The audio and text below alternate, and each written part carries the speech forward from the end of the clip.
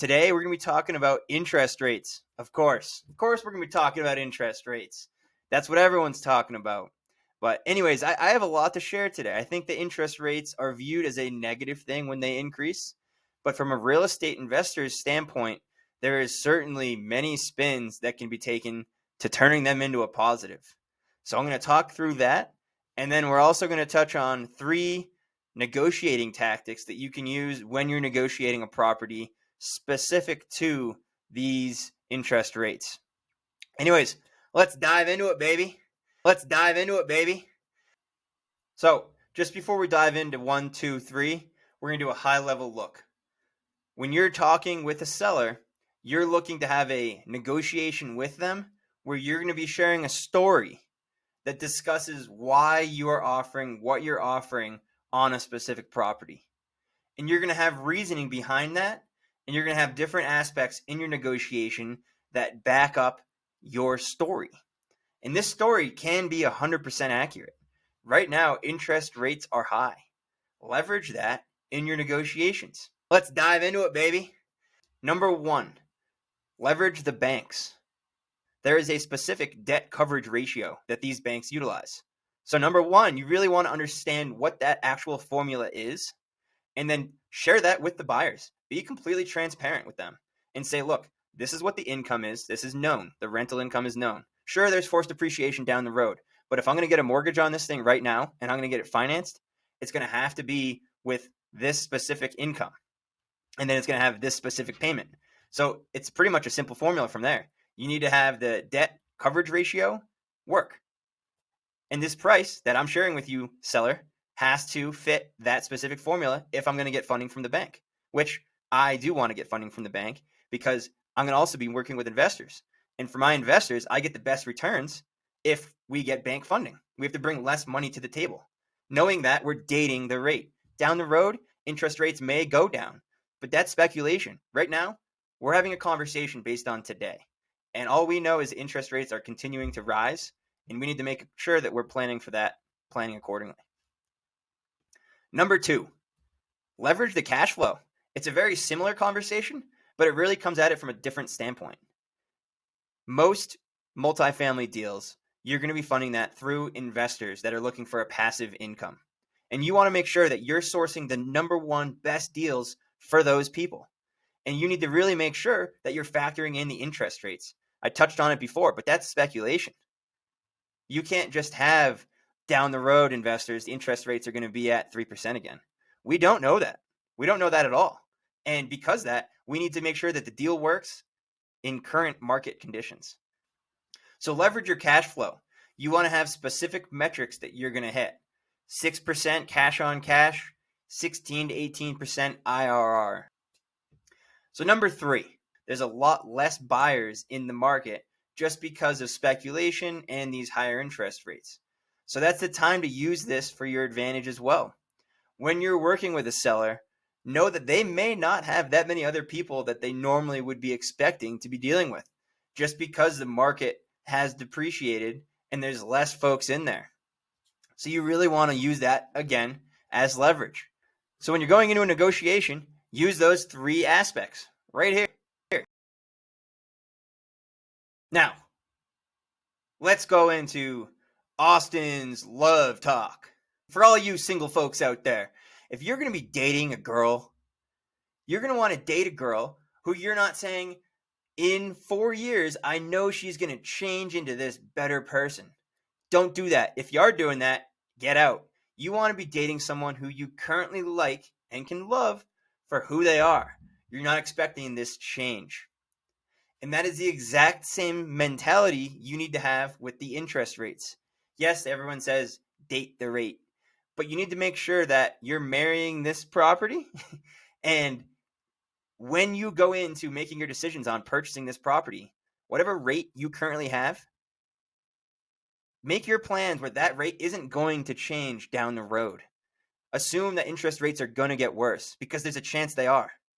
And you need to make sure that you're happy with the property and the rate as they currently are right now when you're purchasing it.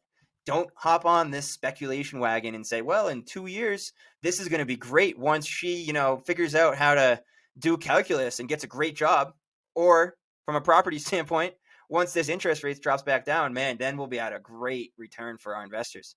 No. Don't do that. Get the best deal, get the best rate you can, but make sure that the deal works with the current rate.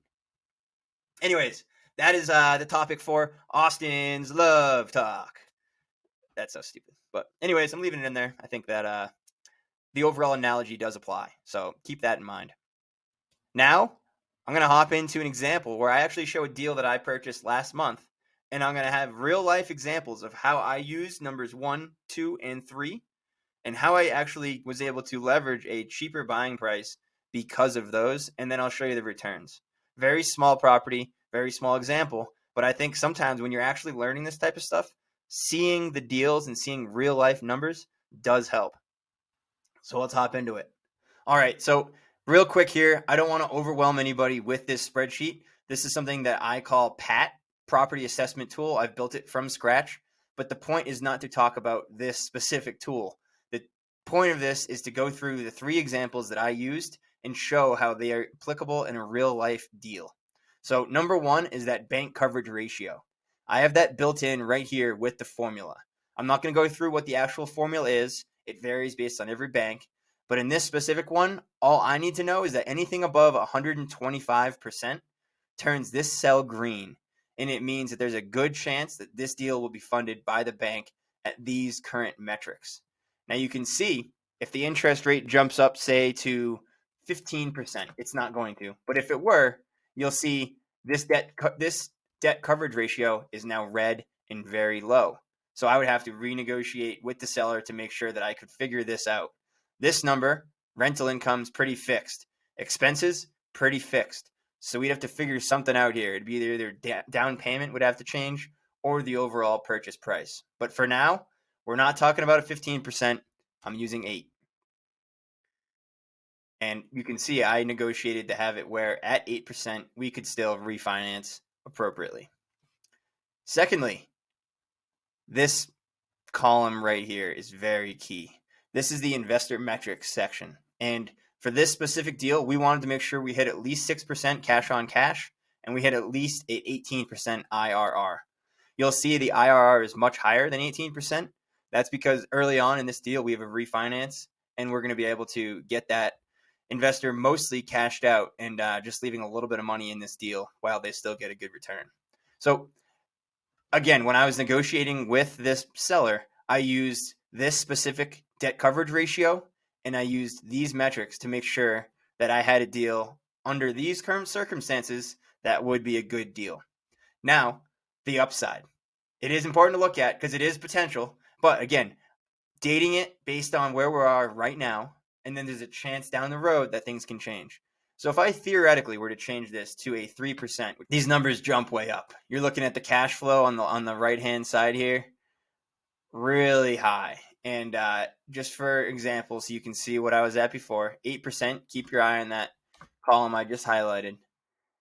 It almost doubles the amount of cash flow with that new rate.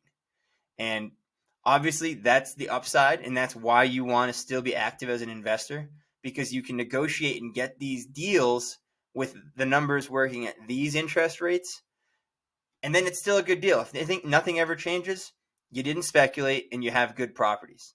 But if something were to change down the road, man, some pretty killer returns are out there. Obviously, this is a very small deal. We'll do multifamily. We'll do small duplexes like this specific one. There's deals like this all over the place. And if you know how to look for them and analyze them, they're ripe for the taking right now. Hey, so that's the video. I really appreciate you guys taking the time to watch this. I hope you got a lot out of it. Certainly, if there's any questions, feel free to reply in the comments. I'm very active in there, and I'll make sure to get to you. And then additionally, if there's any other topics you're looking for us to cover, these come out every Monday. Ryan's is going to be released later in the week. And then we do a joint live as well. So a lot of topics coming out. And really our goal is just to educate those folks out there and give back to the folks that have brought us to this level and taught us so much over the course of real estate. So anyways, like and subscribe our page, The Hill Bro Show, and we'll see you next Monday. Thanks very much.